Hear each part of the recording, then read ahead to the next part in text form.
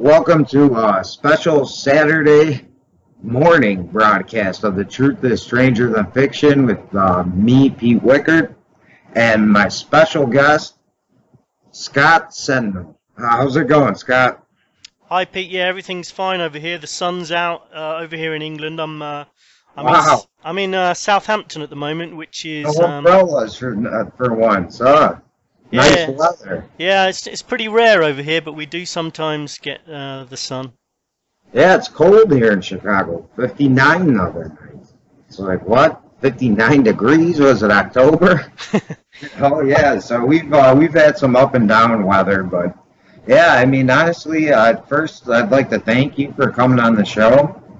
And honest to God, I really appreciate your help and helping support me, and especially from all the way out there in England. And it means the world to me that my efforts are reaching as far as they are, and yours as well. And that's what's so important about the message of basically sharing. We're not trying to compete like the major news outlets. We share information, and that's the way it should be. Absolutely.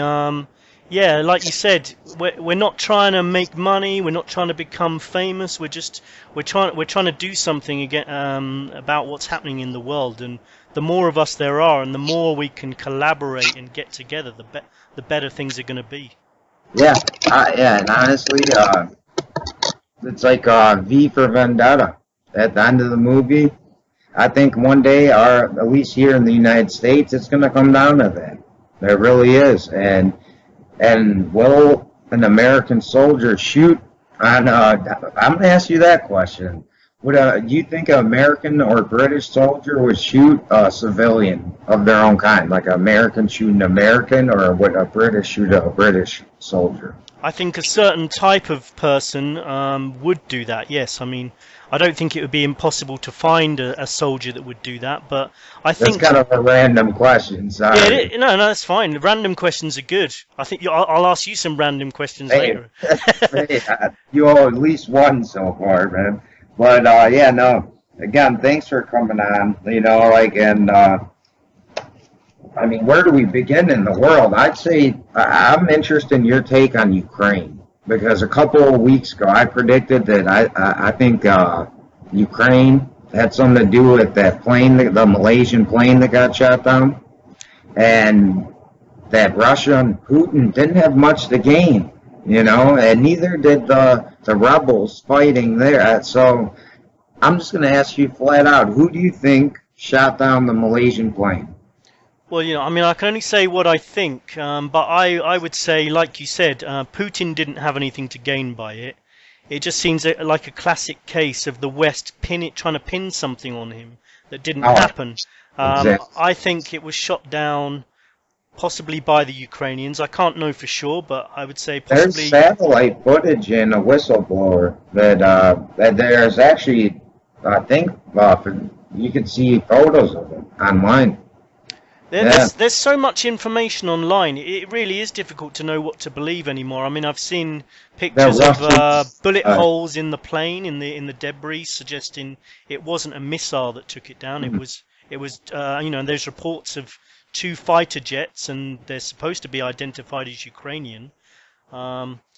It's very impossible to know for sure, but I certainly. They're blaming Russia for a false flag and stuff, Yeah, I mean, it does seem like a classic false flag situation to try to pin the blame on Putin, and I don't, whilst I don't. The high ground, they got to try to knock him off and make him look like the next Hitler. They are definitely trying to do that, yeah. And whilst I don't particularly like the guy. At the moment, he's not an angel, but he's not an angel, no. But at the moment, he does seem to have more sense than a lot of world leaders.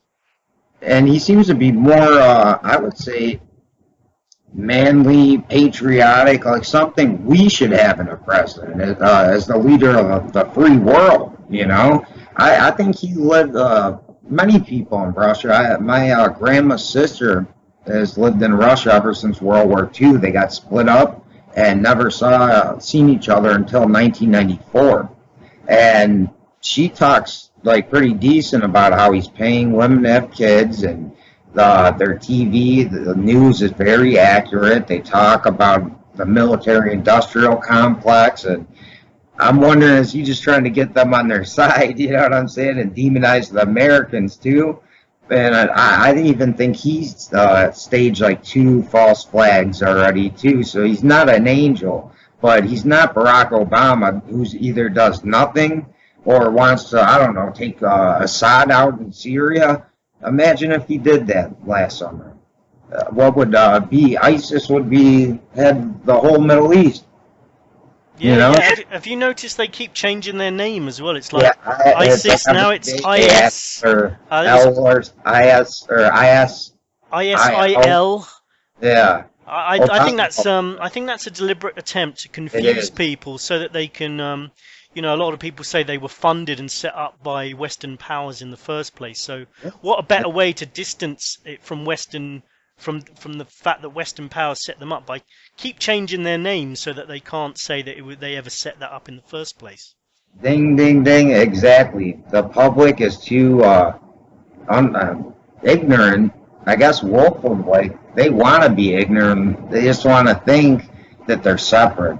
That if you change Al Qaeda to ISIS, all of a sudden, oh, ISIS didn't do nothing to us, you know. So why? Who in their right mind, like President Obama, wanted to basically be their Air Force? Can you justify that in any way to take out Assad? Was Assad that bad of a guy? Well, you know, I mean, they're all a lot of these guys are all bad. You know, Saddam was a bad guy, Saddam but you know, was bad, but he ruled with an iron fist and kept I mean, they had churches, streets. It looks like, you know, ever since we came there, it's death zone. There's nothing there, and I'm not saying glorifying either one of them, but all I'm saying is I don't think it's a moral thing to be an Air Force for terrorists, you know. And I'm glad we had veterans out here say, I'm not Al Qaeda's Air Force, because they knew who they were. But the rest of the people, they don't know. When you bring up ISIS, they think it's ice cream flavor. yeah, they do, don't they? I really wish that all the world leaders would just get together and kill each other instead of involving other people. Yeah, I agree. Drink the Kool-Aid like them one people that thought the world was ending. I'd love. I think that'd be the best thing to ever happen in the history of Earth. Even better than water. And we need water to live, but I think we need to get rid of these guys to live soon too. Absolutely. But yeah, I know you've been following a lot of things, so. Basically, this is from my buddy Seth. He asked me to pretty much tell you, can you give us your take on the floods in Thailand, the coup, and the persecution of political opposition there? Okay, well, I mean, I was in Thailand. I think he means the tsunami some years back. It was 2004 when there was an earthquake which caused that tsunami, which killed like over 200,000 people. I was in Phuket at the time. It was the day after Christmas, so 26th of December, and I just arrived there literally like 4 hours before, and I'd gone to sleep, had a few drinks at the bar before I went to sleep, and then woke up the next day, and I actually did feel a very, very slight earthquake, only a tiny little earthquake because it was quite a distance away, but Wow. I went back to sleep anyway. I thought I was imagining things because you don't tend to get any earthquakes in Thailand, and then I went down about 2 o'clock, and it was the first time I'd actually seen where I was staying in the daylight because I'd arrived at night, and there was just sand everywhere. Everywhere was just covered in sand. There was motorbikes upside down, and I just thought to myself, this isn't what it looked like in the brochures, you know. So I knew something had happened, but I wasn't sure what. And then I later found out, you know, the enormity of what had happened, which was the tsunami and how it had come in, and it had come up to my hotel. The water had come up to my hotel, but it had gone away again. And you know, where I was staying near Patong Beach, there was, you know, down the coastline of Thailand where I was staying, there was quite a few thousand people killed, and it was a really shocking start to my what was supposed to be a holiday over there. Yeah, sounds like a great holiday. It wasn't such a good holiday. Yeah, no, but what it did teach me was fate. I mean, the role fate plays in our life, because I desperately wanted to stay on the beach, actually directly on the beach in a beach. You gut feeling? Yeah, I wanted to open the doors in the morning, and open them up, and the sea to be literally there, and it was all booked up, and my friend also didn't want to stay on Patong Beach. He said he'd heard some bad stories. It was a bit of a sleazy area, so I managed to stay about 15 minutes away, actually, from Patong, and just still not far away from the beach, but far enough away that it didn't really damage our hotel. It did wipe out the bar that I had a drink at the night before, but it taught me a lot about fate, and thousands of people got killed, like 200,000 people got killed in that tsunami, and I felt very lucky not to be one of them, really. Yeah, and a lot of people, it's hard to recover from that. You almost have a guilt of living, because it's like, what if I would have just waited and all those other people died and someone else walked? Why me? Why was I've seen people like go nuts because they survived like big like plane crash, and not many people did, and just they can't cope with life. So that's a close situation. I actually lived in California, but in Chicago there's an earthquake. I don't know if you heard about that. We had an earthquake 2 years in a row in Chicago, Illinois. Yeah, no, I mean, I often hear about earthquakes over in the States, but there seems to be so many of them. I'm not sure about the Chicago one. This is a crazy thing. That's why I'd like to inform you about this, and the listeners also. The New Madrid is bigger than the San Andreas. It isn't the and like length and how many miles and this and that, but the power. In 1812, it last went off, and it reversed the flow of the Mississippi River, was felt all the way to New York, and it literally wiped out everything, because it's like wooden shacks back then, and it's due. And St. Louis is in grave danger. I mean, it's like any other volcano that's overdue. You don't know. It could be tomorrow. It could be 100 years, And a lot of people don't realize that, living in Chicago, in the Midwest, that you do have a threat of getting killed by a tornado. A lot of people didn't think that was possible, and that. So it's not a very safe place, despite what a lot of people say. Yeah, I mean, if the government don't get it, it's the natural disasters will, won't they? There's people that say that with things like the HAARP weather modification system, that now the government even control the weather and can control natural disasters as well. Whether that's true, I don't know, but Well, there's some compelling evidence, like they seen the Indonesian lights right above Thailand before the tsunami hit, with no warnings, no tremors. Usually there has to be some kind of, when the plates shift, some kind of plate tectonics causes movement, you're going to register. There's nothing, And how many times are the northern lights going to be in Indonesia? And that happens to happen when HAARP gets put on. Nick Begich did a lot of good work. If anyone's listening out there, I think he's written some books. Check out Nick Begich. Yeah, his brother is a congressman in Alaska, and he's been doing a lot of research. That place has mind control capability, and he demonstrated it to Congress. Here, they didn't want nothing to do with it, but the EU took him in, and he put headphones on their neck, and he actually showed Jesse Ventura this, and he could hear it in his head, and he was trying to demonstrate the technology. And it's also been, there's a few other, the Haiti earthquake they were saying, I mean, a lot of, because the same things, they don't follow the regular patterns. That's kind of suspicious, you got to admit that. And we don't know if it's HAARP. They could have some even more seeker, because HAARP's on TV too much. You know. That's true. Yeah, yeah. I mean, who knows what technology they've got? We do live in a sci-fi age. I think it's taking people's mentality a bit of time to catch up with the fact that, you know, all those movies we watched in the past that were predicting the future, we're in the future now. We're in the 2014. You know, they've got some crazy technology out there. You know. It's like 1984. Yeah. You know, I swear, you're damn right on that one, buddy. But yeah, so yeah, you mentioned the tsunami and also the revolution. Yeah, I was there, there I was there more recently, in the last year or so when the revolution was going on over there.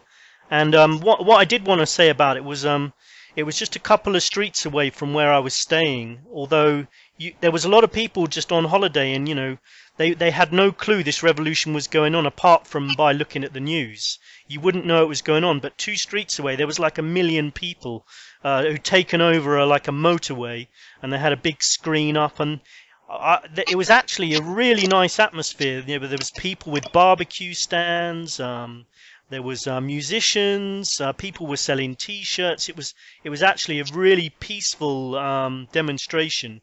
But what I did notice was on the mainstream media, all they were showing were photos of people chucking grenades, and they made out this revolution to be very violent. But you know, that was very unbalanced version of the story, because it was actually, you know, there was millions and millions of people actually involved in peaceful overthrow of their government.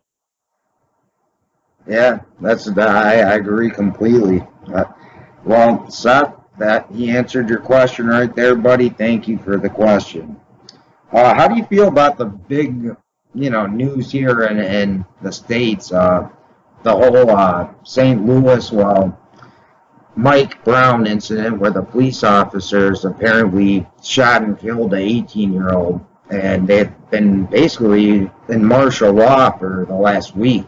I mean, does that scare you that it could come spread out across the seas, or you just think this is an American problem and we got to deal with it? I mean, what's your take on that?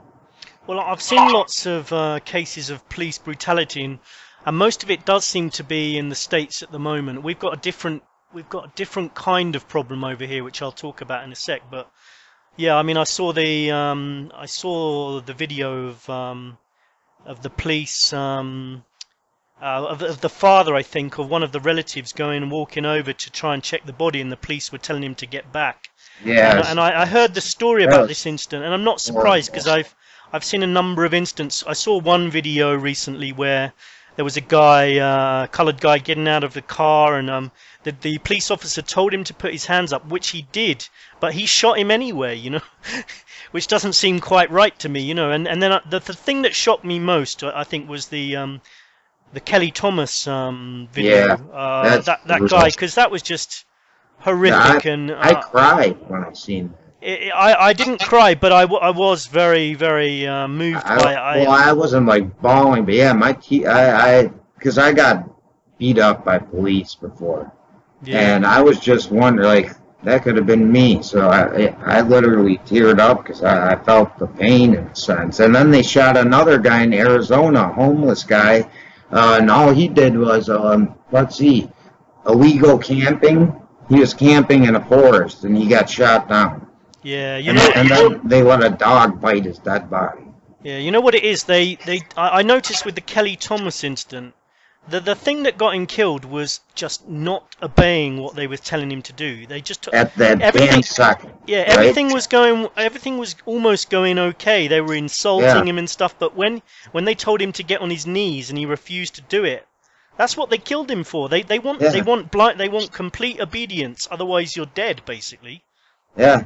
Exactly. We don't realize that here, but the police say they do something. Who's going to actually punish them unless it's something like a horrible murder caught in a mall? Yeah. You know, or something like with 100 cameras where they can't get them all. The cops are going to get away with everything out here. I'll tell you that. Didn't they get away with that one with the Kelly Thomas? Yeah. One? Yeah. I mean, it's unbelievable. I mean, there's a video there. You know, everybody can watch it. It's like over 20 minutes long of, and this guy, you can tell he's a nice guy. He's like a hippie kind of guy, you know. Begging for his dad. Yeah, he's like a peaceful guy, you know, and he wasn't doing anything wrong, you know. And for them to, they killed him brutally as well, you know. I mean, at least with a bullet, it's quick, you know. But they smashed this guy's face up completely, you know. Did you see the hospital pictures of him too? I did. I mean, it was just shocking. They smashed him in the face with the taser gun, broke his nose, and it was just disgusting, you know. Those guys should get locked away for life, in my opinion. Oh, they should not, and they're still on the force. You know, it's unbelievable. Yeah, and I have a guest coming on, William Scott. His son was a West Point grad, a military mind, you know, really high up, and literally he was in Vegas, had his conceal and carry in his pocket. Someone called the police on him, and they came up and shot him in cold-blooded and just murdered him. He had his card in his pocket, so he wasn't breaking the law, didn't do anything. Somebody got scared, seen it, called the police. Now these guys didn't get held accountable. There's two white cops that shot one African American on a train, and basically, you know how you have underground train systems, right? Of course. So they were there. They confiscated all the film. Basically, what happens? He kind of mouthed off. There's about 10 officers and 2 guys on the ground caught. He mouthed off. Next, you know, they threw him down and kicked him a couple times. He kind of was like moving, and they shot him right in the back, in the spine, and hit the ground and went through his heart. Yeah. Right in front of people on the bus who got or on the train who got the video. And guess what? They didn't get fired. It's crazy. I mean, I don't know what people can do about it. It's just unacceptable, isn't it? I mean, over in the UK, it's not happening in such a way, I would say. But I don't know. I think, like I said to you before we started the recording today, things that happen in the US tend to preclude things that then happen over here. And someone said to me that maybe this was a case of people coming back from the military from wars in Afghanistan and Iraq who then join the police force and are still quite violent. And we don't have so much of a problem with it over here, but what we're having over here is where people are getting arrested before they do anything over here. Chicago too, where I live, it's where they predict that you can commit a crime, so it's to prevent the crime. They're going to arrest you before you do anything. Yeah, that's started to happen as well. Yeah. And I'm sure those security cameras that are popping up everywhere around Chicago, at least, and we have 30,000 drones flying in the sky, you know, could solve crime if they really wanted to. But they haven't done nothing yet. The cameras have not caught one person. What are they doing? They're watching us like guinea pigs. They don't care about helping people. You know, that's the thing. The cops, they need to get their priorities straight. Their job's to serve and protect. And not only the police is the job to serve, it's also the politicians. They're supposed to be serving us as well, representing people, but they're not either. Yeah, I mean, they even arrested Washington Post reporter, Huffington Post reporter. They arrested, I think it was alderman of the district for taking footage, and the other 2 guys were in a McDonald's. I mean, what crime were they committing? Yeah, and this is happening over here as well. We had the arrest of Glenn Greenwald's partner at Heathrow Airport for just reporting on the Snowden NSA revelations. I mean, it's unbelievable, and I'm Wired magazine then. You know, why don't anyone go after them? Yeah, I mean, people are fleeing. You know, Snowden's fleeing to Russia for protection. You've got Julian Assange is being held in the Ecuadorian embassy in London, and you know, £6 million has been spent already keeping that guy holed up in the Ecuadorian embassy because they don't like the information he's releasing to the public, which is the truth. You know, they don't like the truth because it's embarrassing for them. Oh yeah, and yeah, they'll kill people that keep secrets, you know, like that. Without thinking twice. But yeah, no, you're dead on with that. I couldn't agree more. So I think this is another fan question.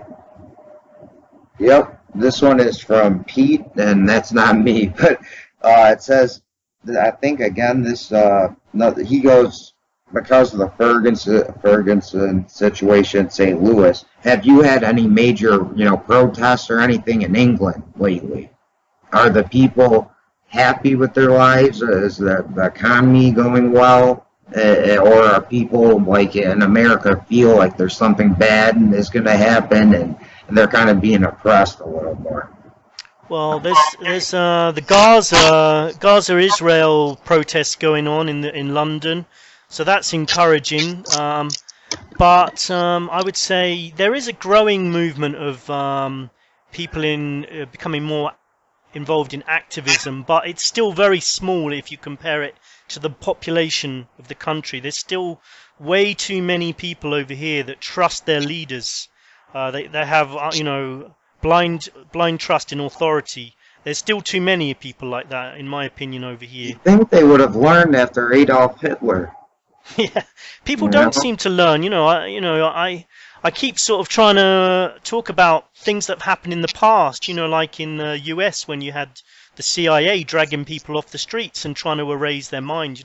With the MK Ultra program. Oh yeah, and that's a fact. And yeah. But people still trust and believe that what their leaders are saying are true.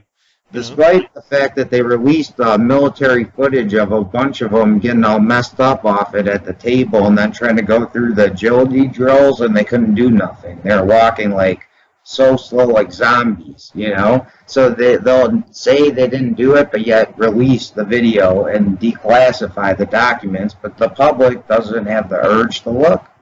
And that's what we got to change.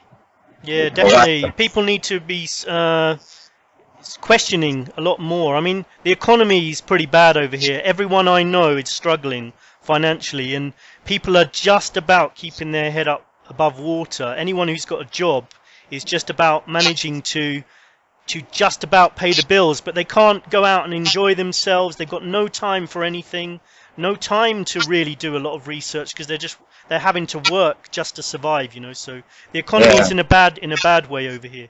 That actually sounds how you described it, right? I couldn't have described our economy here in Chicago and nationally any better. That's like the same situation. And yet, whilst this is happening, whilst people are struggling, you'll read the newspapers saying, "Oh yeah, the economy's fine. It's picking up." But it's not fine. It might look good on paper for them, but and certainly the people in power have nothing to worry about. They're never going to be starving. They're always going to have a house. They're always going to be able to travel wherever they like. So they don't have to worry about anything. Yeah, good point. And they're above the law. They are indeed, literally in a lot of cases. If you think of like the royal family over here, they're completely above the law. I actually think members of the royal family over here could actually kill someone on video, and they wouldn't get prosecuted. That's very likely. I mean, I heard there was pretty much overwhelming evidence that Princess Diana, there's something, I forgot exactly what they said, how they did it, but it was pretty, there's a big investigation, and pretty much what they found was that the guy driving couldn't have possibly did it, and that there's a car behind it, and there's something with where they think they might have basically taken remote control and drove it off. It's entirely possible. I mean, the technology exists to do that, to remotely control the car. I mean, it happened in a tunnel. This woman was constantly on camera all the time. The paparazzi were following her, and so where's the only way they can kill her? That's in a tunnel. It's incredibly suspicious, and I think anyone who does have the mentality of questioning facts. Most people believe Princess Diana was assassinated. Yeah, and that's why I always figured, wow, you guys out in England know what is going on. At least you think, that she was we still can't get people to think Kennedy was assassinated. I mean, it's growing each year, but people, like you said earlier, they're scared to admit their government isn't wholly blah blah blah and does what's best for them. And it's I think people feel insecure if they start to admit that the people who are actually in control of their destinies and their lives are evil people. Then it makes them feel very insecure. So it's easier for them to believe that everything's okay. Yeah, and then with the preachers teaching the rapture and everyone vanishing, I mean, when did Christians vanish in history before persecution? Never. You know. And so, when did planes vanish as well? I mean, that was, I swear, me and you are on the same page, Scott. My next question, this is from me. I said, I find it almost impossible that a Boeing 777 could just vanish. Isn't that crazy? Without a trace, and I had sources send me information saying that this was like 2 weeks before this came out in mainstream news. He said he or she, they switch your emails every time. I was consistently getting documents. I might give you an answer on that. And all of a sudden, I get this bombshell document right when, like, 5 days after that thing was gone, before they had any idea of terrorism or anything. He says the plane went up to a certain altitude, and then it dropped. They didn't get their gas mask on. It killed them, you know. And they basically took it to Pakistan, not where they were searching. Maybe that's why they didn't find anything, you know. And he said it was going to be used as a troop transport plane. And then ISIS, all of a sudden, is running around like maniacs everywhere, and with high numbers and lots of money. So I'm so far, at least that's the only thing I've gotten, and I haven't ever heard back from that guy again. I'm kind of scared about his well-being, you know, because he called it. Indonesia and Thailand both saw a low-flying plane avoiding radar, and the other ones saw him on radar and didn't report it. And they have terrorist groups associated with, like, with Al Qaeda and Taliban. You never know, you know. Well, there's many theories about what happened to MH370, but it is true. I think it is true in this day and age. It's extremely unlikely that a plane that size is going to disappear without trace. Someone would have been tracking it. It flew over the Indian Ocean. You've got Diego Garcia, US base there, which has some of the most sophisticated technology. It didn't crash in the sea. There would be debris absolutely everywhere. There'd be life jackets flying, you know, the wings of the plane. That plane, I heard someone say that it could have just all flown underwater intact. That's like a 1,000,000 to 1. It's extremely unlikely. So who knows what's happened to that plane, but it's definitely a cover-up. I think busted up in 1,000,000 pieces. You would have found someone's, like, luggage, a piece of, like you said, like, all the seats literally are life preserves. Not one's floating around the ocean, not one shirt, not one pair of socks, not one nothing, you know? And that's what made me think maybe that source was on to something. The only thing he said after that was, you know, I never talked to him after the email. He ended saying they might use it against Israel and load it up with bombs as a suicide mission, or hit targeting the U.S. I heard stuff like that as well. And ours, no. They know it went to Pakistan. It was like almost an agreement. Like they gave it, I'm telling you. It's like, again, with the Fast and Furious and this, it's almost like it was here, you want a Boeing 777? Would that help get Assad out? You know? Like, why? I mean, that's, like I said, the only explanation. I had family members watching my show after that, emailing me like, thank you. That's more than we've gotten from anybody. At least it would have been a quick, you know, death, my daughter. And that's hard that I have to be the bearer, you know, but I mean, at least I provided some answers, and like I said, that the guy was consistently sending me documents, and I have yet to hear from him. I hope he's okay. I really do. Because like you said, there should be something in that plane. So if it didn't land in the water, where do you think it went? Well, exactly, yeah. I mean, there's so many theories going around as to what happened. Some people say it went to Kandahar. Some people say it landed in Diego Garcia. Some people say it was used again, and some people even say it was it's MH17, the plane that crashed in Ukraine. It's the same plane. I mean, it sounds incredible, but I don't know. I don't know, but I just know that they're lying. It's said when you know Operation Northwoods, correct? Can you remind me of that one? You gotta look this up. Biggest documented false flag attempt that would end up not happening because Kennedy rejected it. Already back like when as soon as the spy plane caught in the Cuban Missile Crisis broke out, basically they were gonna either nuke them, invade them. They couldn't figure out a way to justify it, and they didn't want to really pretty much scare the people and get into all-out like nuclear exchange. So they came out this plan, Operation Northwoods. I think I have it right here. And what they did was they're talking about taking remote control of airliners, flying them into buildings to blame Cuba to go and get rid of those missiles. Does that sound a little familiar? Oh, it does sound a little bit familiar, yeah. You know, and you think they could have found another plan? They almost stuck with the same plan to the T. Because if you look at, I did a lot of research on 9/11. Those guys couldn't have made, especially the Pentagon.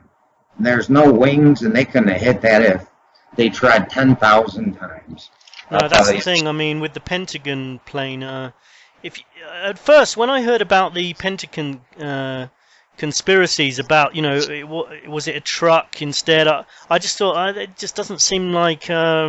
It doesn't seem very possible to me. But then the more I looked into it, the more I realized, yeah, that would have been an impossible flight to perform, to fly over and then to drop down. I mean, airline pilots have said that's impossible at that speed to perform that maneuver. And no one in a test pilot thing has yet to accomplish it. And no one has provided a video of the plane coming in at all. There's just one. There's only one video available, which just shows an explosion. That's all. And they confiscated all the businesses ones. Why would they take all of the businesses' cameras if they're not hiding something? Yeah, the reason they did it was because those video cameras would prove that plane wasn't flying at the correct altitude. Yeah, and if you look closely on the footage, it almost looks like a commercial airliner flies above. And then a jet comes after, like a fighter, almost like they hit it with a missile, and it just so happened where the exact spot where it got hit. And no one's ever going to remember this. On September 10th of 2001, Rumsfeld came out and said he can't account for some, $20 trillion?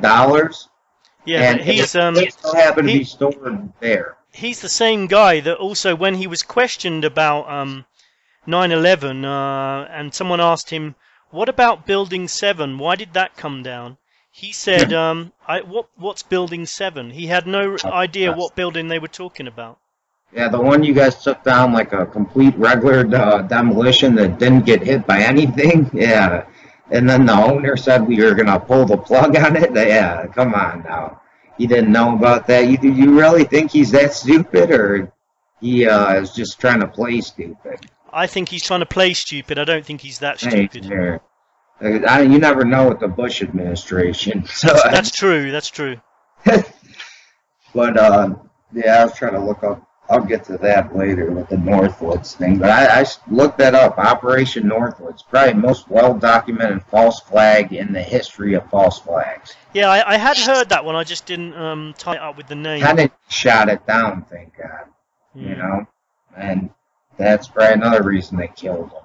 I think the 9/11 incident, I think that actually started, a lot of people started to question. And I think the more and more incidents that occur, the more and more people start to question some of the incidents that are happening. Yeah, that's true. And like Malaysian Airlines, one airliner, 2 777s that had Boeings that haven't had problems go down in a short period of time. One goes missing completely, and in one we still don't know who shot down. It's incredibly suspicious that it's all from the same company. Yeah. I don't think anyone knows for sure what the connection is between those two planes, but there is some connection. Yeah, I've heard, because Northwoods, they talk about, like, having two planes and crashing one and pretending it was in almost the same scenario. So that's another crazy thing. I didn't even realize that till you brought it up. But, yeah, no, 9/11... everything out here. I mean, America is the king of the false flag. I don't know what we can, and we can do anything to get away with it. And the people will come out cheering. I mean, the Boston bombing, they shut down Boston for 2 kids. Shot a witness in the head who was unarmed in custody. That's incredibly suspicious. Yeah, I remember hearing about that one and just thinking, how much do they have to do before the population as a whole start to say this is weird, No, instead they rally around like chop his head off. Yeah, like they deserve it. That kid had nothing to do with any of that. He was a witness because he knew him. Why does he get a bullet in the head, in the back of the head, in the interrogation room, handcuffed?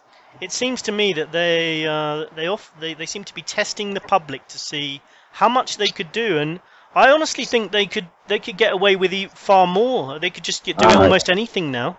Yeah, look, Snowden released all that. What did it do? Not a lot, did it? Yeah. No, it's like almost like a lot of people believe Snowden could even be working for them to slowly drip it out so it don't sound so bad in case someone else got it out right away. I'm not sure. I think he was actually just trying to release this information. I do too. I consider him a patriot, but there's a lot of people that think he's still, because I guess he admitted he was CIA too, as well as in the NSA, and that kind of made people right away jump to, oh, this could be a staged thing to get us used to it, But I think he's a hero. It takes a lot of courage to do what he did. And he's in Russia. He did the smart thing. Everyone else who goes to South America, they send the SEALs in and they get them like that. They're not going into Russia to get in. So, Snowden, if you're listening, stay in Russia. Yeah, and come on our shows and give us an interview. Yeah, I'd like to know if they're spying on us. Okay, we'd like to know, Oh, I'm sure they're spying on us, but I think they're spying on everyone, aren't they? Yeah, that's the sad thing. Is look at that NSA data center we have in Colorado. It lit on fire one day because there's so much stuff coming in. When's the last time you heard of an American terrorist? Besides the Boston bombing, and those guys had been warned by Russia. Russia warned us about them, saying they were training with radical Islamic terrorists. It's not like they weren't being watched already by the FBI. Why'd they stop? Well, exactly. Most of these incidents that occur, everyone finds out shortly afterwards that the Secret Service agencies have been in contact with them within a year or two. The same in England. In London, we had the Woolwich beheading of a soldier, and those guys had been contacted a year before by the Secret Service agencies over here.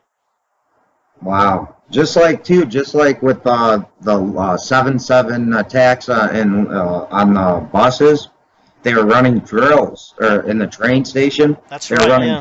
They're running in Spain. They're running drills. Also at the Boston Marathon, running drills. Yeah. What? I mean, come on. What are the odds? And like 9/11, they were running drills on hijacked planes. It makes you want to run away if you ever see a drill going on.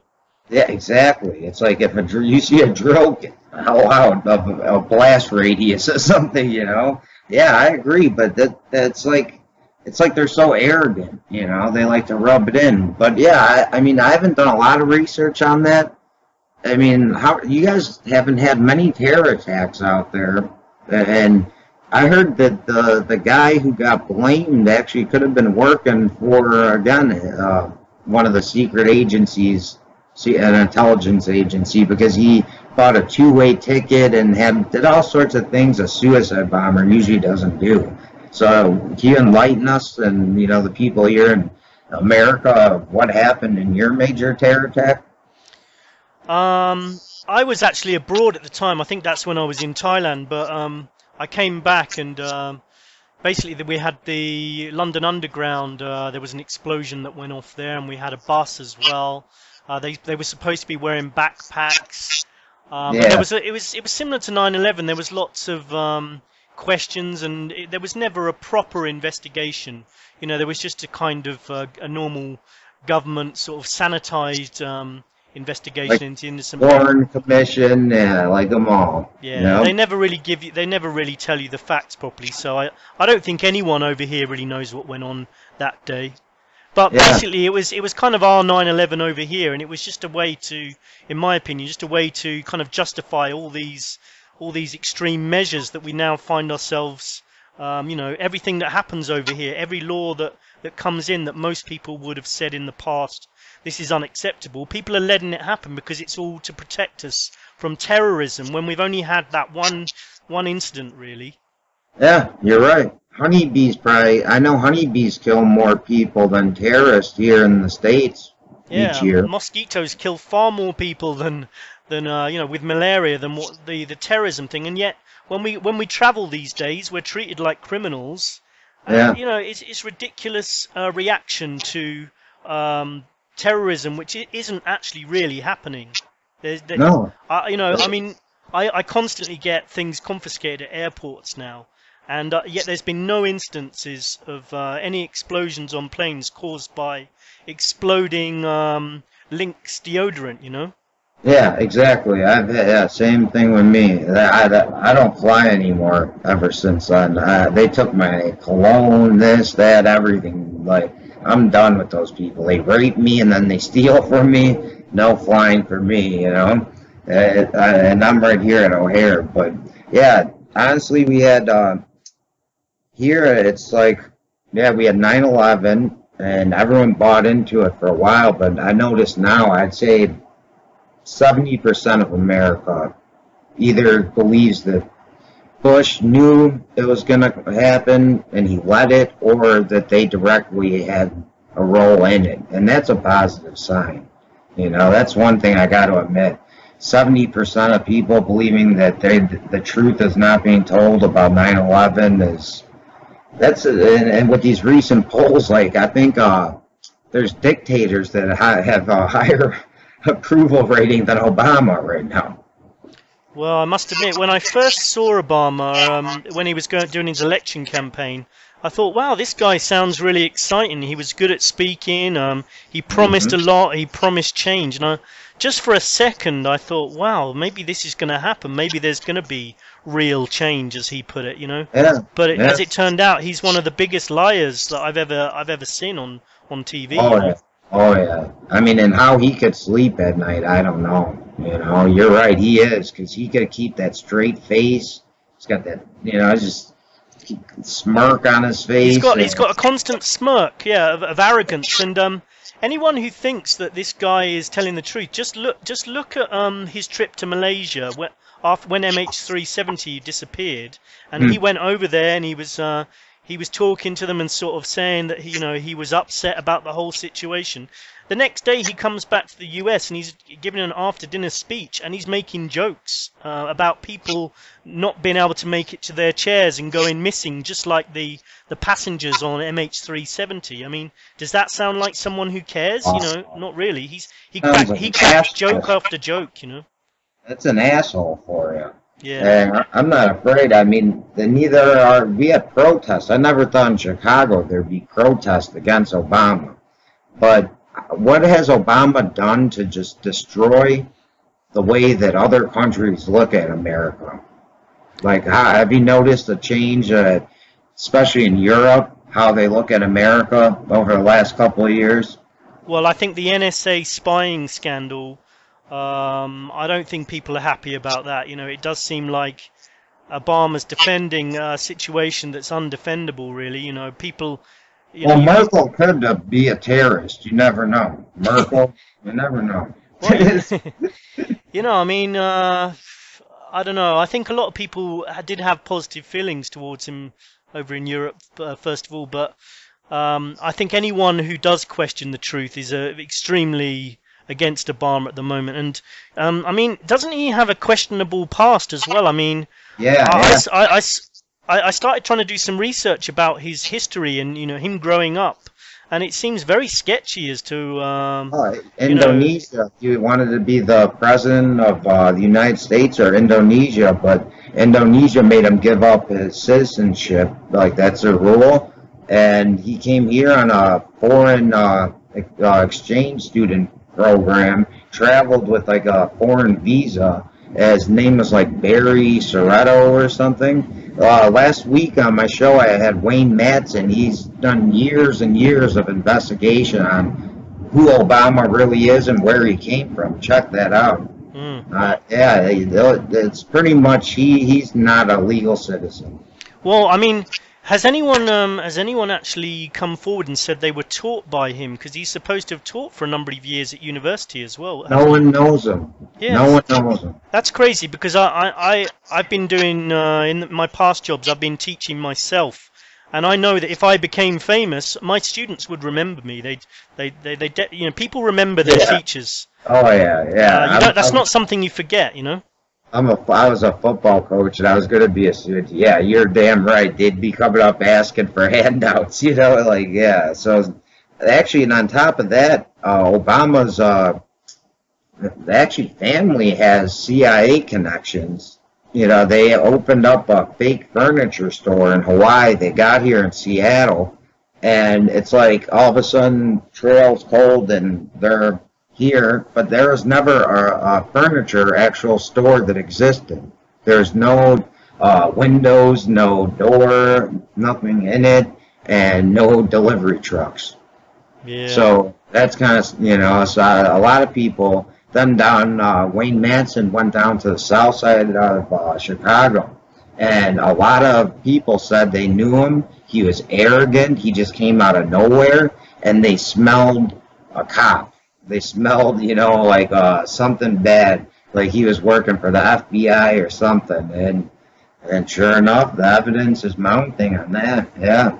Well, some people say he was kind of hand-reared by the CIA to fulfill this role and to perform some kind of agenda. I think it's on the Georgia Guidestones. Yeah, I was going to ask you what you thought about those Georgia Guidestones. Oh, man, I've seen them with my own eyes, actually. It's almost more eerie when you see them. Whereabouts are they in Georgia? In the middle of damn nowhere. I have family that's about an hour and a half past Atlanta, and it took us at least an hour and a half, 2 hours to get there. I couldn't tell you exactly, but what I can tell you is they have a camera there, because I guess to stop vandalism and stuff. But it's just an eerie feeling when you got that camera at you and you're reading that we have to keep population, down in all the different languages, and it's actually aligns with the stars and things like that. Whoever did that, R.C. Christian, they say. I mean, you got to think, why would, if you put up such a structure, not make any money off it unless it has some kind of hidden message? And the reason that a lot of people say is it's in one of the safest places in America, and this is like the good excuse for it. That way, if something happened, here's directions on how to restore society. BS. I think it's like what these secret societies believe the population level should be at, and what their rules are, and unite. It's almost like the New World Order, if you think about it. Unite one language, basically. They talk about the New World Order, and Obamacare will help cut the population down with the death panels. So, you never know. A lot of people speculate Ted Turner could be behind making it, because he's been on record saying that we need to get rid of a lot of people in like South America and stuff, and Africa, because they have too many kids. So you never know, but whoever did, they had a message to get across, And they definitely wanted the message to get across. I mean, they inscribed it in 8 languages, including Babylonian, Classical Greek, Sanskrit, and Egyptian hieroglyphs. why would they do that? Now, you know, like, that's the thing that gets me. It almost goes back to the government and their obsession with ancient, like, Egypt and Rome and all that, and Greece and stuff. So, yeah, who would do that? Like, what, do they think they're going to rise from the dead, the Egyptians, to come read it, or what, you know? Well, the fact that they're obviously trying to keep it secret what it's about, then that suggests to me that it's done by a secret society. Yeah, yeah. And then a lot of people are saying, too, that could have been the Rosicrucians. I don't believe so. I really don't. I've done research into it. This R.C. Christian guy, we're never going to find out who he is, but my bet is the Freemasons were behind it, and it was probably a higher degree. Yeah, and they've built these stones so that when they bring about some apocalyptic event to bring the population of the Earth down to 500 million, at least those stones will still be standing, so they can go and sort of worship at the what they've done and what they've achieved. Stonehenge, new Stonehenge, right there. Yeah, I'm telling you, man, the way that if I didn't have to stay here because, you know, my mother's sick, I would leave the country. I'm that fearful of how things are getting out here. I mean, ever since I had a question for you myself. Ever since how long have they actually banned guns outright in like England, and is that like most of Europe that does that? And since they did that, has the crime rate gone down or up? Yeah, well, you know what? Ever since I've been alive, there hasn't been guns, so I'm not exactly sure the exact date. I mean, it was last century that guns we stopped having guns in the UK. In some ways, it can be a good thing, but I certainly wouldn't recommend people in the States giving up their guns at the moment. With when you've got these kind of governments in charge. I mean, ideally, if we had decent people in our governments, you know, decent people like members of the public, if they were in charge and it was a peaceful world we lived in, none of us would need guns, would we? Because we'd all be living peacefully. But when you've got these kinds of people in charge, I think members of the public do need guns. But we haven't had them over here, and they've just started to bring back guns for the police, because the idea was over here, no guns for the citizens and no guns for the police either. But just in the last sort of 5 years, they've started trickling back, rearming the police over here, which is very suspicious, if you ask me. Yeah. Oh, and actually, I mean, since when? Who gave that authority? Why should they get those? And they act like they gave it to him at three. No, exactly. No one's given them the authority. There's been no public debate about should we rearm our police. It's just they're just nowadays they don't care. They don't think they need to ask anyone. You know.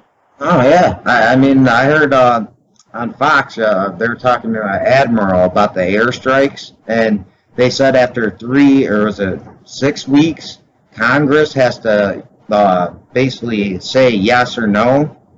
And Obama basically has been bombing, and the admirals are, I can't get in that. And I think it was Shepard Smith on Fox goes, well, you know, the Constitution is the law of the land, and it says that Congress has to vote. And Congress isn't even trying to, you know, so they don't care. So when you have a Congress that doesn't care, a president that doesn't care, the judicial branch is all messed up too. I mean, some of the things even Supreme Court have voted on are absurd.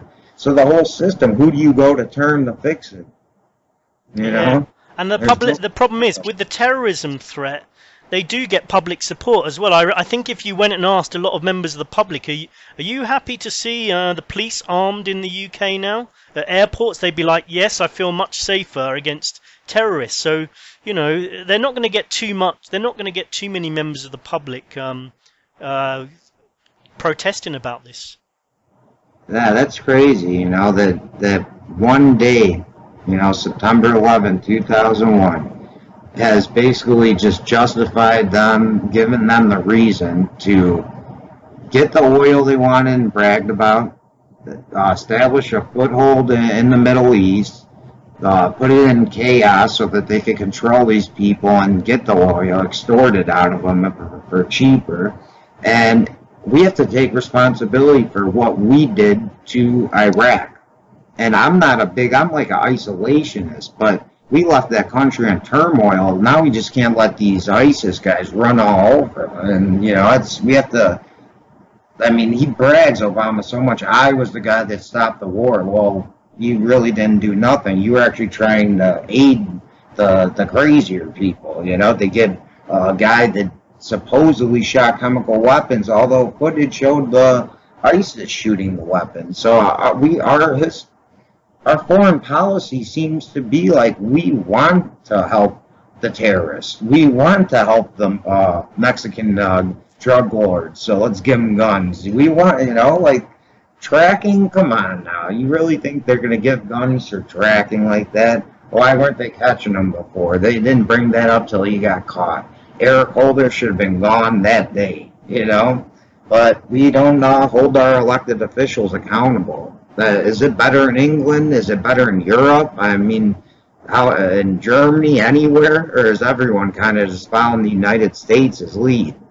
Our leaders over here, I mean, they still have support with the majority of the public. I mean, but there's a growing amount of people who are seeing them for what they really are. We have a child abuse scandal going on over here at the moment. So I mean, I'm hoping that will have some effect in showing people these people are scumbags. You know, I mean, there's people who've been researching this for years, and if these people do get exposed, we'll be talking about top government ministers who are going to be exposed as paedophiles. But whether they're going to try and cover it up is another matter. Yeah, they have that one guy. I forgot his name. Who he looks like a pedophile. A lot of them look like pedophiles. Yeah, it's true. But he wasn't in like the royal family. But he was like doing their dirty work and seducing the kids and bringing them there. And I've heard that's Jimmy Savile. I think you might be talking about. There you go. Thank you. I couldn't think of his name exactly. That guy looks like a complete perv. You could just tell by looking at the guy. I wouldn't be buying. But yeah. Why? I mean, honest to God, they're, like you said, they don't get held accountable. I mean, there's proof there, okay? There's tons of proof. Well, the guy you're talking about, Jimmy Savile, he was a DJ, first of all. He was on TV. He was on the BBC. He was actually running children's programs, you know. A lot of people said that the story of him, you know, being caught as being a paedophile, half of it hasn't come out. I mean, he's supposed to be involved in necrophilia, possibly killing children, but that hasn't reached mainstream news yet. Cannibalism, yeah. I heard about drinking blood and rituals and stuff. Into Satanism. Yeah, and so technically, yeah, you're right. I bet you that he gets off on probation or something. Oh no, he actually died, so I mean, they can't really do much with him now. But now a lot of the people surrounding him are being brought down, including politicians, because yeah, it does look like he was a supplier of children, and he happens to be best friends with members of the royal family as well. Yeah. Exactly. Is it true, or is this rumors? Did they find kids' bodies on the grounds of the royal family's estate? They found the body of an Eastern European woman, probably trying to escape from some kind of Hunger Games event there. But they found a woman who was killed there, but. I don't think it was. Basically, the royal family are untouchable in the UK. You can't. They're like the mob, huh? Yeah, I mean, no mainstream media are going to ever, unless things change severely, are ever going to try and pin a story on the royal family. See, that's why your job's so important, and everyone else out there, and like the guys at Infowars, Paul Joseph Watson, to be the real press, you know, because. I forgot who it was that was giving a speech to Parliament, and he said, you know, this house is the Commons, you know, you're important, I'm proud. But he looked at the media, and this was in the 18th century, and he said, without you guys watching what we do, you know, and keeping us in check, basically, holding us accountable, you know, your role is basically the most important because everyone would, you know, abuse their power. Well, that's what's happening now is the media is just taking the script here from the White House and just going with that, you know. And half the time, they actually just lie completely.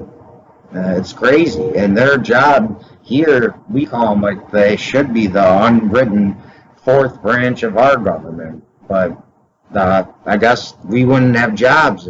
So thank you for letting us have jobs, not doing yours. Gives us something to do, doesn't it? I was Well, going to ask you a question actually. yeah, no problem, Scott. Basically, being in the UK, I hear a lot about the First and Second Amendment. But to be honest, I know maybe it's to do with the right to bear arms and things like that. But I wonder if you'd be able to explain some of it to UK listeners. Elaborate on the first and the second? Yeah, just to tell us really briefly what it's about and what's happening. Why people are upset about what's going on at the moment in relation to the First and Second Amendment. Okay, well, basically, to break this down as easy as possible, the Patriot Act kind of took away our Bill of Rights and a lot of our founding core values in this country. So, for instance, like the protesters in Missouri and Ferguson, they were in a street peacefully gathering, holding signs, and they get attacked, shot with bean bags and tear gas for practicing what is a First Amendment guaranteed right in our country, the right to protest, or freedom of speech, and that's almost out the window now. I was gonna say that's happening over here as well, because it basically sounds like we've always had the right to protest, the right to a fair trial, but that's gone over here. I mean, I can't remember the actual summit. Maybe it was the G8 summit that was happening over in the UK, and there was going to be a protest about it. So what the police did, 50 police, like a SWAT team, went into the centre of London and arrested all the protesters in their houses the day before the G8 summit. I mean, I'd never heard of anything like that ever happening before in the UK, but it's now happening. You can be arrested just for thinking about protesting now. Yeah, Chicago started that. I couldn't believe my eyes. I read in the paper. Mayor Manuel says that this prevention, he has a program to prevent crime, and they made it seem like it was like the best thing. And then on the bottom it says, but since they didn't commit the crime yet, are they really guilty? That's how could you? That goes against everything we stand for here, and that's why leading to the Second Amendment. That's why we need a Second Amendment. A lot of people in the media try to say it's for hunting. Well, guess what? Back when George Washington, and we'll go further up into the 1800s, if you didn't hunt, you didn't eat. So that was a necessity. You had to hunt. And it has nothing to do with hunting. It's to protect ourselves with the strength of numbers, just like in Vietnam, they didn't have better equipment. But they basically made us use our resources, just got the public opinion down and pulled out. That what they're doing is they're full out attacking the Second Amendment like it's just there to hunt, and people like kids pick guns up and end up killing someone. They forget that it was put there to protect us from tyrants, like our government is right now. Absolutely. Yeah. Because strength in numbers, we don't have rocket launchers and all that, but if everyone had guns, and there's a jet, I think it's a famous World War II general in the Japan Army, I think, said that we can never have a ground invasion in the United States. They have a gun for every blade of grass. And that's another reason it's important, because, it's like kind of like... Switzerland, right? Where they train people, or was it Switzerland or Sweden, where they make you train and they have ammo stocks and rocket launchers and you defend your town. That's the way it should be, because any power gets corrupted. And now they don't even teach the Constitution anymore. They don't even teach it to the kids. They tell you in terrorist manuals, if you refer to the Constitution, Second Amendment, that you're basically being put on a watch list. I mean, if you're a Ron Paul supporter, if you're a libertarian, a Christian, and then Al-Qaeda's listed. The guys who did the attacks. Yeah. Right? Supposedly.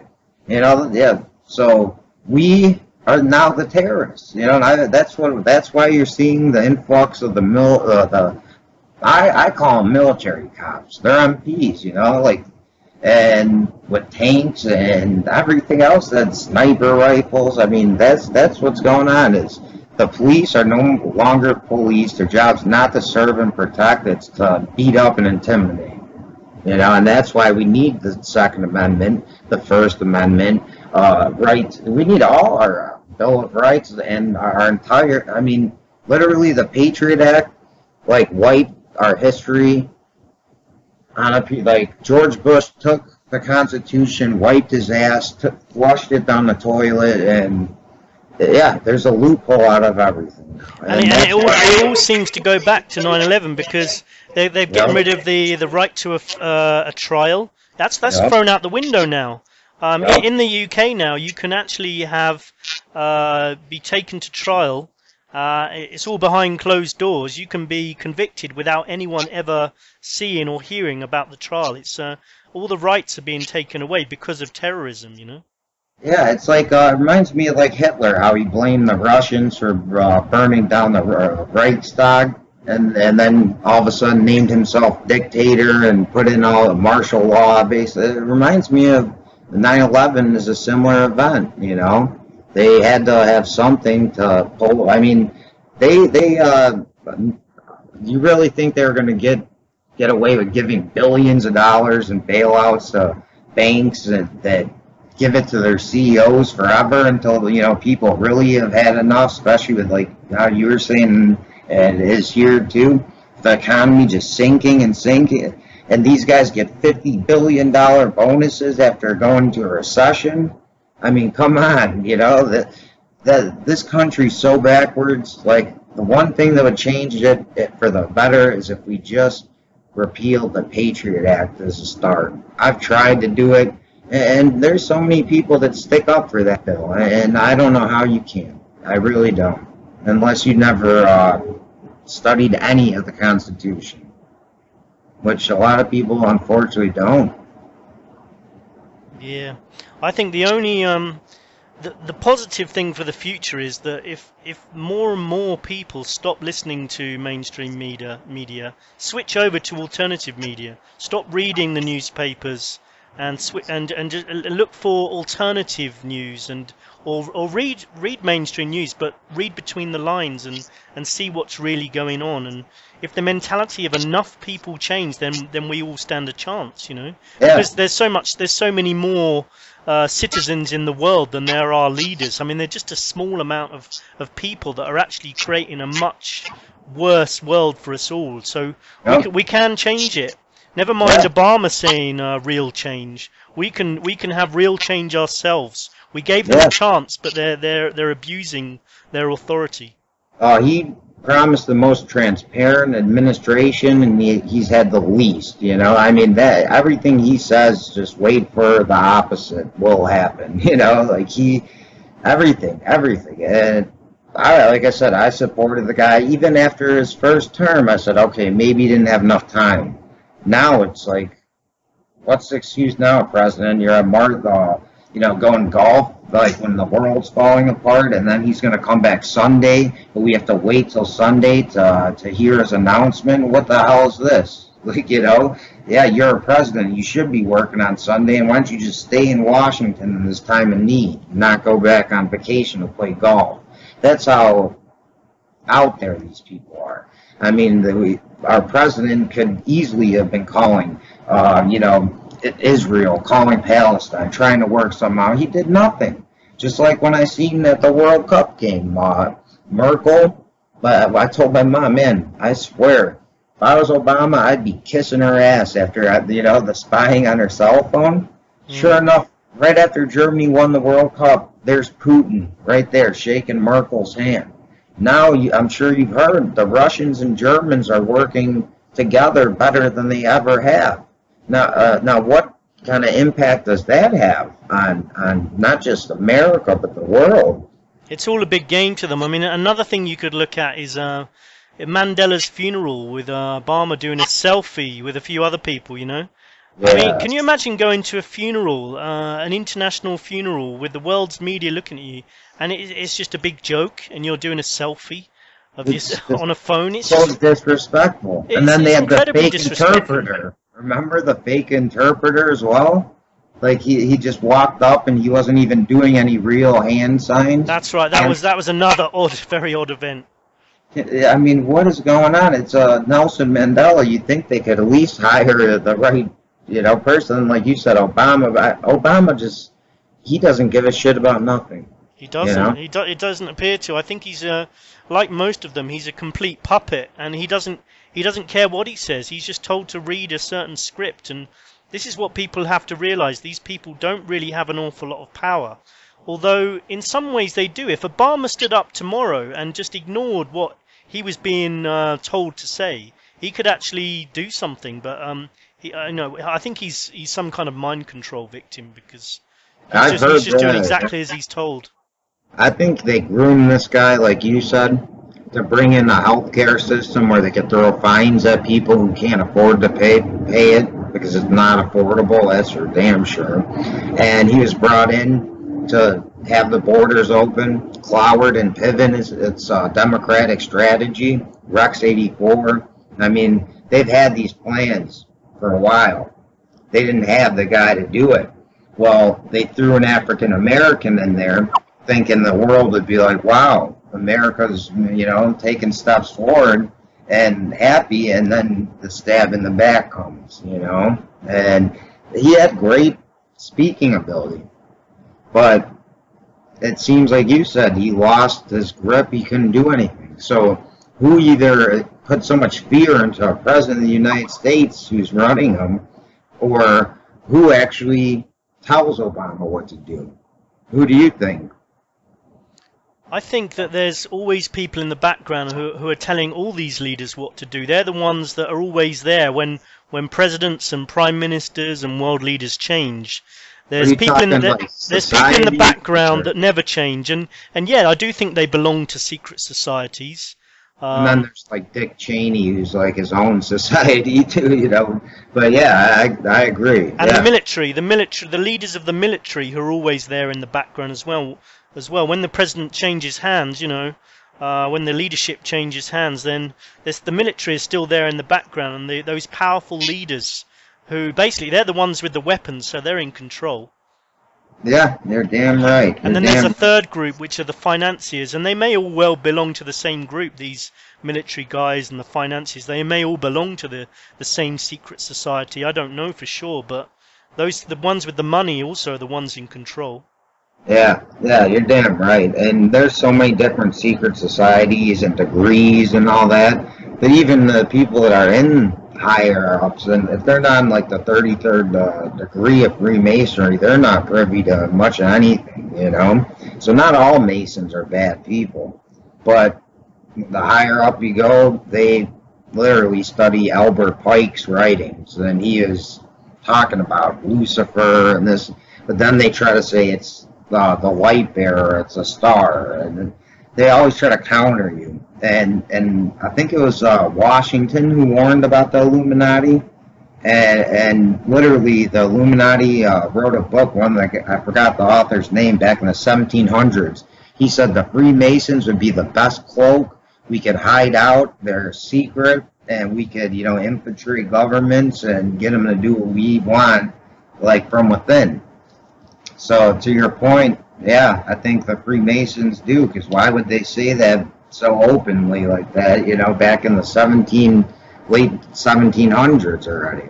I think it should be illegal for any member of the government to be part of a secret society, and it should be illegal for any secret society to accept a member who's in a position of authority over other people in government.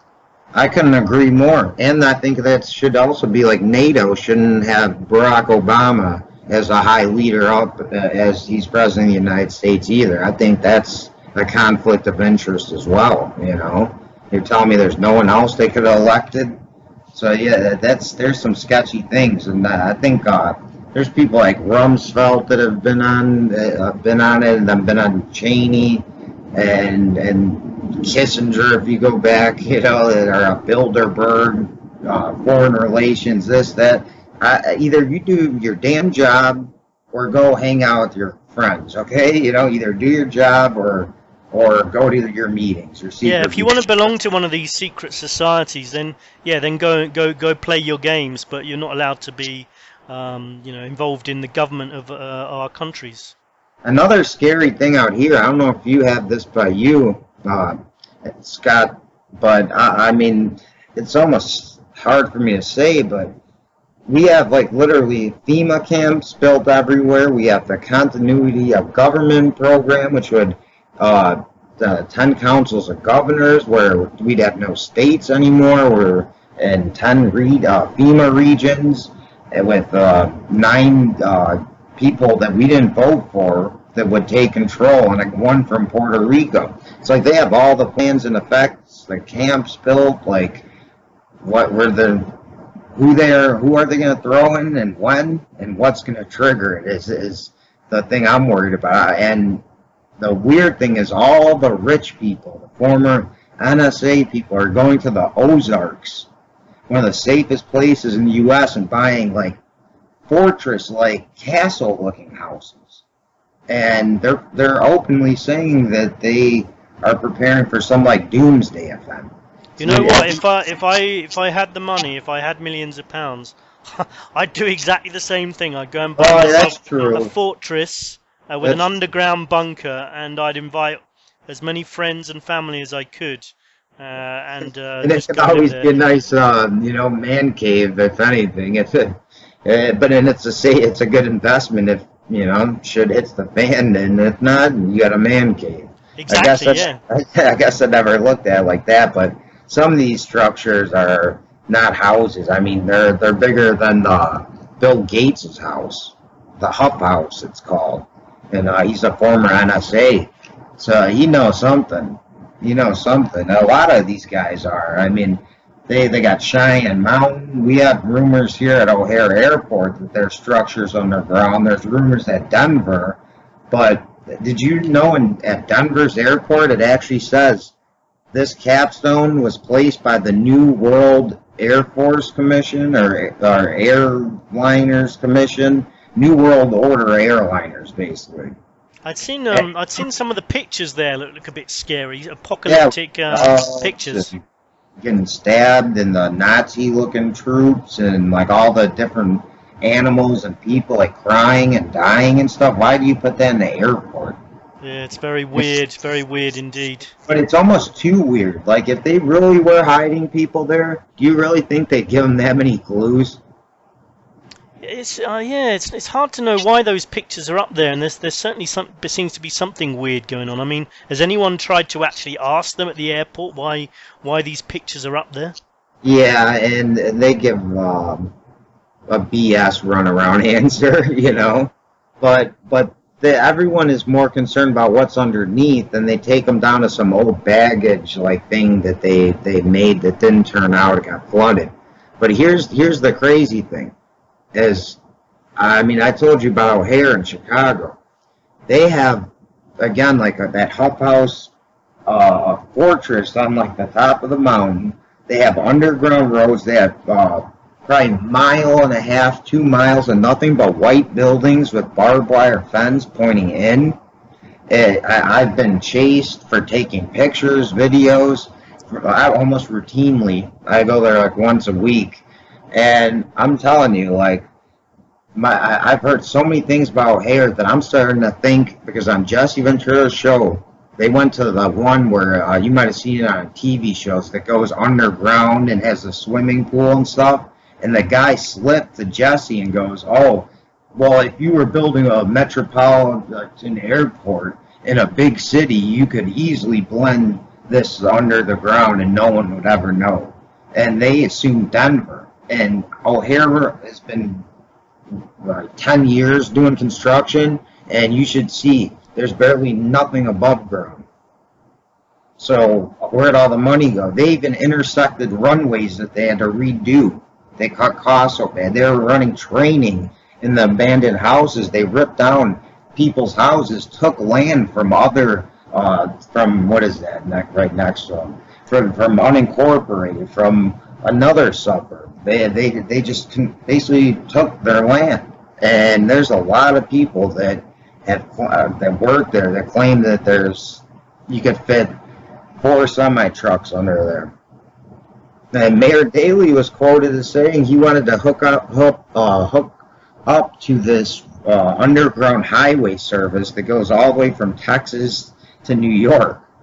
And that was on record in the Chicago Sun-Times, I think, like 1998. When I read that, I was like shocked. So, I mean, what's underneath our feet here is making people believe that we need to start getting ready for something, because they are, you know.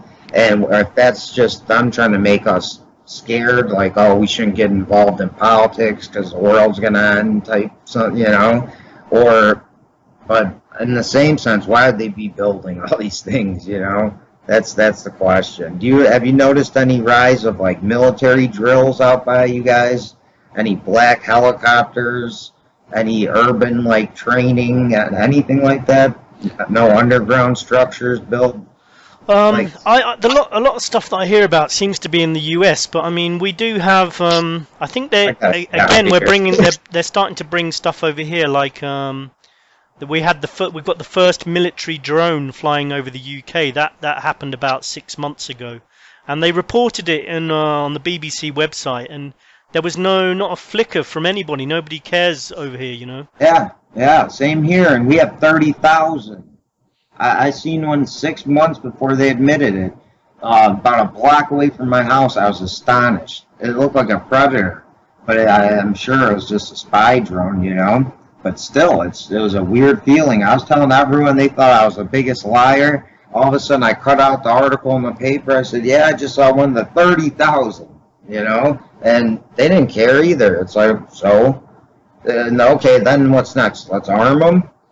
Yeah, you know? Well, I mean, they're all, some of them. The military drone is already armed over here, and there was no investigative reporting about this drone that's now flying over the UK. Nothing, and I think they test the water. They put it out in the media, see what the effect it has, and if nobody complains, they're just like, okay, well, we'll just put more and more military drones flying over the country, and you know, they can use them later for whatever their purpose they want to use them for. Yeah, that's a good point. So it seems like America is really the epicenter of all this, huh? Well, you know, maybe there probably is stuff like that happening over here, but it hasn't been discovered. It hasn't been discovered so much. So maybe you're actually doing a better job over there of discovering these camps. And I heard about all these bullets that are being ordered, and someone mentioned about guillotines as well. Yep. There's been reports that they saw them on trucks, martial law signs, but what you could get from the actual .gov website is, some like 175 or actually 200 million or billion hollow point bullets. Why hollow point? You can't even use them in warfare. They're banned by the Geneva Code. And you can't even use them, so why would they buy that many?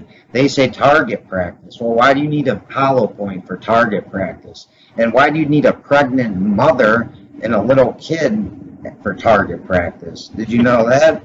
I'd heard about some of these sort of fake towns they're using for target practice and stuff. Yeah. Staff Sergeant Joe Biggs, hero, got detained. They let him in 2 days in a row.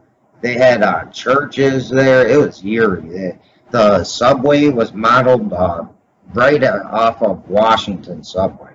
I mean, it was eerie. It's like, what else could they be training for? You know, he was like, when I went to Afghanistan, we trained in similar conditions. This is a small city. Then they found one that was primarily for African Americans. Then they found one for farmers. So are they going for everybody? Or, we don't know. But the key is that Obama and a lot of people keep saying it's our fault for him not doing anything. Not the fact that he's just on vacation all the time. It's our fault, the people that bitch at him. And I'm telling you, he sparked this whole thing. Like you said, I think he's like a closing pitcher in baseball. He came in to finish America off, get the last 3 outs. And I think that's maybe why you can see these camps being built and stuff, is because, number one, I think the American economy is going to collapse, and I think it's going to happen over there before it's going to happen here, maybe. And number two, you guys are armed. You guys have got the guns. We haven't over here, so it's probably going to be easier for them to control people when the economy does collapse. But over in your countries, you're going to need. They know that they're going to have more of a fight. You know. It's going to be a civil war. Yeah. I mean, I guarantee you, if they even just come to confiscate guns, that could trigger a civil war. Let alone try to imprison people in FEMA camps and civilian inmate labor programs and things like that. You know, so I'm telling you, I pray every day that somebody in 2016 could help this country. But I found out last week Ted Cruz, one of my hopes, might not even be a citizen himself. You know, Wayne Madsen said that. So then we have Rand Paul, and I like Rand Paul, but he's not his father. You know, how do you feel about Rand? I've heard lots of good things about him, you know, watching the Alex Jones show and stuff like that. But my personal opinion is we need to give up the idea that we can just put different people in and get some kind of good result. Because the problem is, even if you put a decent person in power in America, they're going to get killed basically, or they're going to do some operation where they lose popularity and get chucked out for some reason. They're not going to let a decent person take control, because the entire system has been built so that decent people don't get to the top. So I think it's going to be very difficult for a decent person to get there. And I think we need to dismantle the system somehow, because the media controls elections as well, you know. And you know, and financiers control the elections. So how are you going to get someone decent in power and actually keep them there? That's the question. How do you know that you know how Mitt Romney screwed Ron? Did you hear that? How Mitt Romney screwed Ron Paul really bad? He had his buddy calling a fake snowstorm. He worked at a weather channel. They closed down a district that Paul would have won. Then they had some guys who were dead voting for Romney and another one that was close. And every news outlet would just skip over Ron Paul when he was second behind Romney, or sometimes ahead of him. They could go Romney and just ignore Ron Paul. A guy made a video on YouTube about that, and it's appalling. He was like a percentage point behind, and they acted like he was out of the race, you know. And then they keep coming at him with the racist papers he supposedly wrote, which he didn't. 20 years ago, you know, I mean, and if you look in American Drive, I mean, you see Ron Paul stickers everywhere. You would have think this guy won the president. You would think he was like a dictator and still president. I mean, they're everywhere. And I've never seen a Mitt Romney sticker. I did see Obama, but not much anymore. But I'm still seeing Ron Paul. I think people are still under the illusion that they actually vote their presidents and prime ministers in, but I don't think that's what happens. Electronic voting made that even more questionable, you know, because Romney owned a lot of the machines that were in a few states that he was real close with Ron Paul, and that's all it takes, you know. Then how do you? The way I look at it, it's a bit like if you've got a really good product you want to sell. You could have someone with the best product, i.e. a decent person who could become president, and you could have someone whose product is awful. But if that person's got all the money and all the backing and you know, can do all the advertising for that product, and everyone's going to hear about that product, and the media will be behind that product, there's no way the good product's going to get chosen, is it? Yeah, that's a good point. It really is. That's actually a major problem in this country too right now, driving everything else down. Well, didn't you try to get a petition to get Jesse Ventura? Oh yeah, I was censored like at least 13 times, but the first one I got it right here actually. I think we had like 2,000 490 something signatures, and I just did it. And I had that actually was the second day. The first day I had one signature. And all of a sudden I looked the next day and I had to double check. I'm like, what, 2,000? And I seen Jesse posted it. So all of a sudden I go to see, and they said it was blocked. They didn't give me a reason. I wrote an email demanding one. Then I decided to respond and do another one saying, please do not remove this petition about Jesse Ventura. And they removed it before even one person, before I could sign. So I took a picture of that, and I wrote articles for Infowars.com exposing it. Yeah, I mean, I think Jesse Ventura would make a great president if the structure behind him was changed so that he was able to bring about some decent changes. Not like Obama, who's just sort of signing off anything he wants, and it's not actually good things. Jesse seems like someone who's got the right idea. Yeah, Jesse cares about the people. I hate people that try to act like he's crazy. He asks questions. That's what you're supposed to do. If you believe everything you hear, you're an idiot. You got to look for stuff yourself, because he challenges the official stories. Yeah, they make it seem like he's a lunatic, but that's what a good politician should do. Well, one thing I saw I liked on the internet was when he was on Piers Morgan's show, and he mentioned about this Building 7 that came down, and the BBC were reporting it before it actually happened. Yeah. And Piers Morgan sort of tried to do the same, tried to make him out to be a fool, and said, "Are you seriously saying that the BBC would do this?" And then you can check the video on the internet. There's the video there. So listeners, check that video. Yeah, Building 7. She says it. Apparently, another building. This one, Building 7, has just collapsed, and it's standing there. And then, 10, 15 minutes later, it goes down. I mean that. How does that happen? That's just impossible. So that's a smoking gun. I mean, there's so many things. You had cars that were spontaneously combusted, but paper right next to it. I mean, I personally think there's something else in play there that day that dustified the towers, because the earthquake, the Richter scale, it basically only accounts for half of each tower. The rest was dustified. Now, what could dustify? Well, I mean, with 9/11, the simple fact is these people are supposed to represent us. If we want a proper investigation into why it happened, then they should provide it instead of giving us and answer everyone's questions, because that's what they're there for, to answer questions. Exactly. And in a way, though, they weren't even given the resources to find any conclusions. That's the sad thing, is they were basically given no money. They didn't even get to talk to the lady April Gallup, who actually came out of the hole of the Pentagon and heard a explosive, not a missile, but a bomb planted in there. They wouldn't talk to her. They wouldn't talk to all sorts of key witnesses. A guy who says he found the black box, they wouldn't talk to him. But then he got thrown in jail. So I'm telling you, with 9/11, all the black boxes are gone, but they have all of their IDs.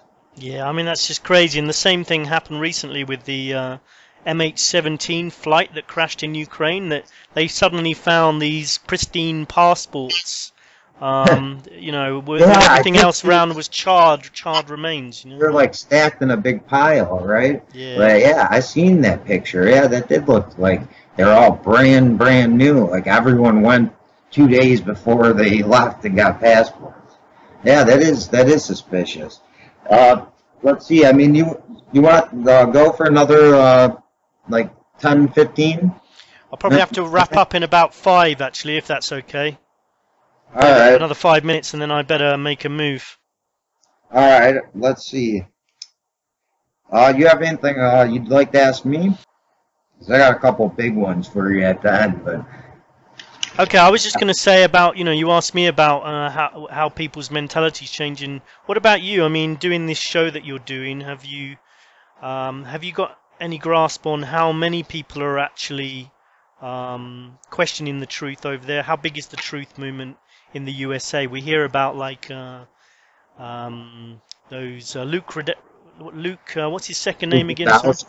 Yeah, Luke Sadowski, yeah. We Are Change, and that seems to be a growing movement, isn't it, over there? Yeah, started when he was 17 and scared the system, bad. Yeah, no, I would say that the population is waking up at probably a more rapid pace than ever. I mean, I'm 27 years old, so when I was in high school when 9/11 happened, and I already said there's no way that we didn't have fighter jets shooting them. I knew right away, something ain't right. So everyone called me like unpatriotic, and now we're kind of getting over that gap of, hey, you're a tinfoil hat, conspiracy theorist, and that's the big step. And yeah, you're right. I'm proud of this country for taking some steps forward. And I guess when you get trampled on so much, eventually you're gonna wake up, and we have, and the youth is taking charge. I gotta admit, because they're not afraid. A lot of people, like, even my father is a great man, God rest his soul. He wouldn't challenge authority. A lot of people are afraid to. I think it's the youth that, I guess, for lack of a better term, have the balls to do it. Good, yeah. Another thing I was going to ask you quickly was your opinion on the Bin Laden raid. I mean, I thought it was very suspicious when they said, we buried him at sea. To me, that just seemed like the most lazy cover-up I've ever heard of, Yeah, and then all the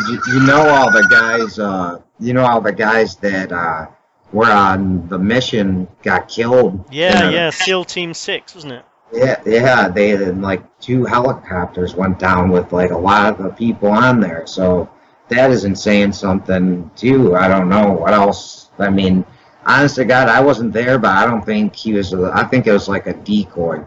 I think they set it up to give Obama something to campaign on. Yeah. Like our accomplishment. I got Osama. No, you got one a lookalike, or maybe they paid the guy off to go there. I have no idea. Even though they did crash a helicopter, so that they did an operation.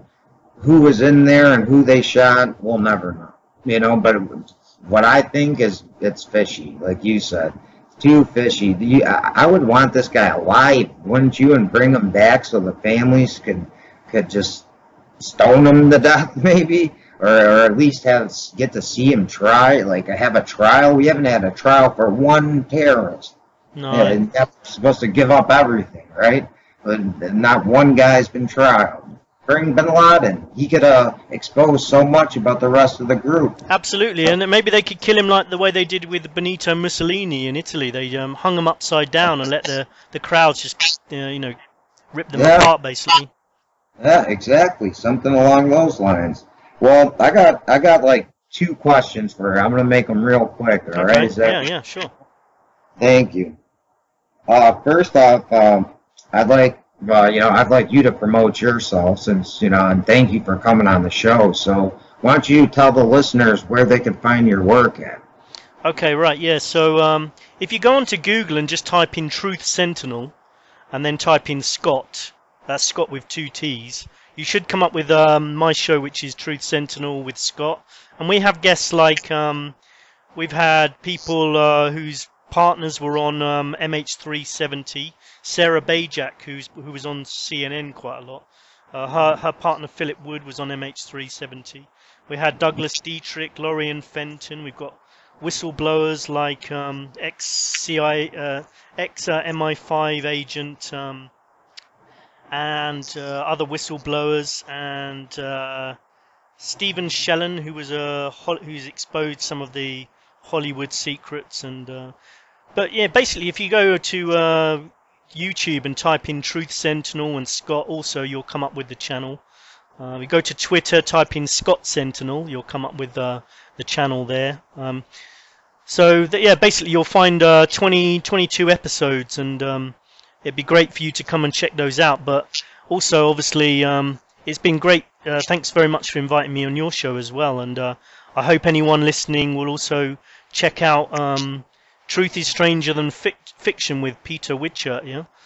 I appreciate that, Scott. Thank you, man. Anytime. And since you said it, I'm formally right now welcome. Anytime you want to come on, you're welcome to come on. Just let me know. It'd be great. Yeah, it'd be great if we can keep in touch.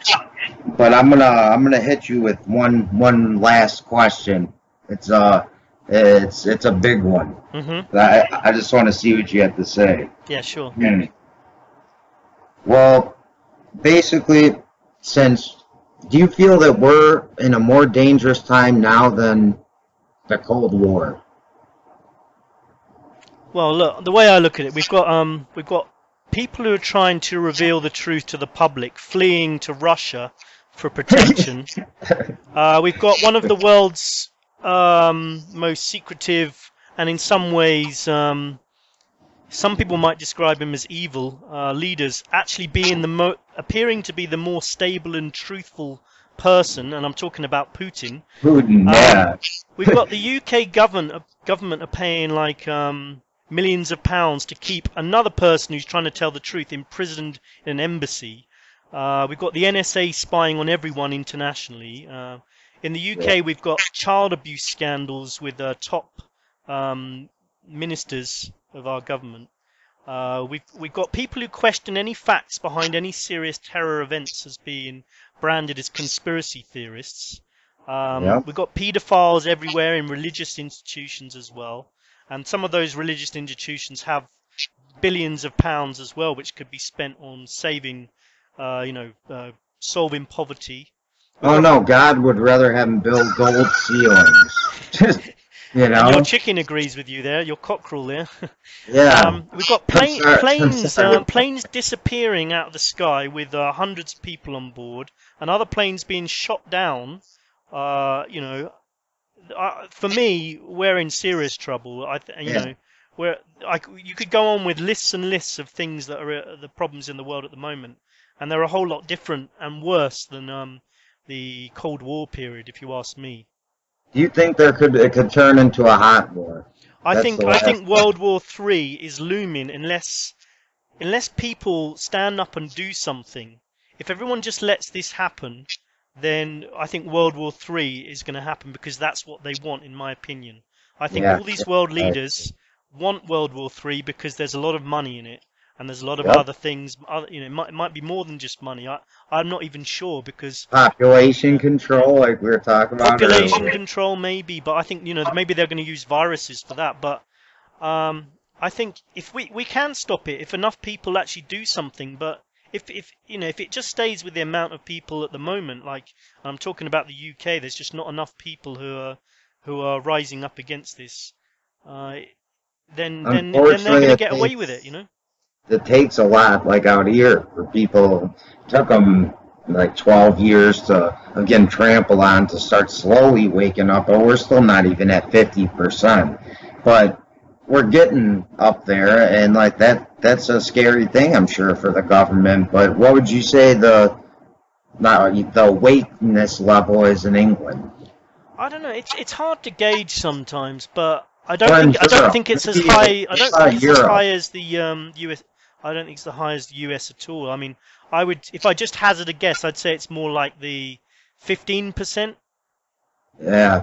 That are awake, but there's still another 85% that need to get all we could do is tell the truth, tell them what we know, and hope and pray that they listen and wake up, and if they don't, move on and try to reach as many people as we can. And that's why, Scott, your work is so dire. It's so important. And every single alternative, I don't even like to say that word, alternative media. We're the real media, okay? So us in the real media, whether we wake up one person a day doing our work, or 2 or 10,000, it helps, because they'll tell people and they'll tell people. And we're on the right path out here. And eventually, you guys will see it out there, too, the more America does. Because America's getting out of control, and they'll see it in Europe like they already are. And I'm pretty sure then the people are going to get pissed by you, too. But the only thing is, like, you guys don't have guns to to actually fight back if anything were to happen. That's the one thing out there. Well, you know what? Like, good as guns are for protecting you, really, what we need, it would be great to be able to change the world peacefully, wouldn't it? I mean, I don't condone violence, but I just have a bad feeling our government does. I have a bad feeling that things are going to turn violent in the end, but it would be great if we could at least try to do this first, just by changing people's mentality first, and then if you have millions and millions of people marching on the government, nobody's going to need to die, you know. They can just get out, we'll change the system, put the decent people in, and then, you know, I don't think it's going to be as easy as that. That's a very idealistic view. So, unfortunately, I think it may go a more violent way. But let's hope that, you know, we can somehow avoid that. I agree. I agree with you 110%. I really do. I don't want violence. I have a feeling they do. And the police are going to be wiped out with the civilians. You know, it's not like the police and military are going to get out of this unscathed. And the military, they're the ones out here that are like most aware of what's going on because they're doing it, you know.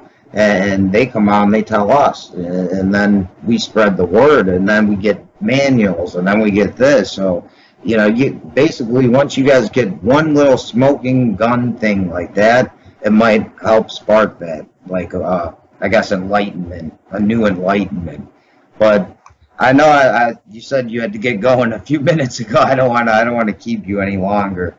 I'm sorry for keeping you. That's okay. No, I mean, yeah, I'll be going in a sec. But I did want to say the one thing that I think could unite everyone.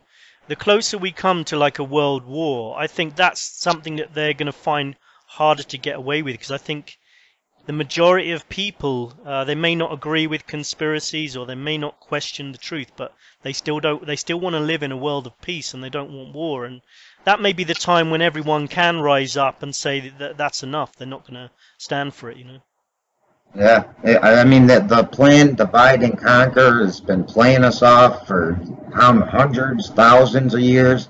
We got to get over it and look at the oppressors, the governments. And like you said, clean them up, whether it's another couple parties, whether it's, you know, out here, and whether it's just little changes like the Patriot Act being taken, like, yeah, corporations are people out here, like, they can donate just as much to Obama as me, and the Supreme Court ruled that. So technically now that we're the fascist states of America. And we need to turn those two things around, and I think we could head in the right direction. So I'm optimistic about it as well. And if you keep doing your work, I keep doing mine, Alex Jones, everybody, I think we're going to get this thing turned around. I hope so too. And hey, thanks for inviting me on your show. And if people want, because I'm going to play this to my listeners as well, if people want to find your show, how should they find it? You can find it on YouTube and type in The Truth is Stranger Than Fiction with Pete. My last name is Wichert. So that's Truth is Stranger Than Fiction with Pete Wichert. And I also have a Facebook page for the show, which we update like news to every day that you won't find on any other, you know, especially in America, news outlet. And the show's on every Saturday at 6:30. You could actually watch it live on YouTube. It's a live event, so I'll be going on air in a couple hours. If anyone's listening, I'd love to, you know, have you, if you want, call in and listen in. It's 773-657-3341. And thanks for, you know, that opportunity to talk to you, Scott. It was an honor and a privilege. Yeah, thanks very much, Pete. I hope we chat again at some point. Yeah. Hey, I got your number. We'll be in contact, buddy. I promise. Okay. Okay. Brilliant. All right then. Well, thanks, Pete, and catch you later. Yeah. Yeah. Thank you for coming on. The Truth is Stranger Than Fiction with Pete Wichert, and that was Scott Sentinel. Thanks a lot, man.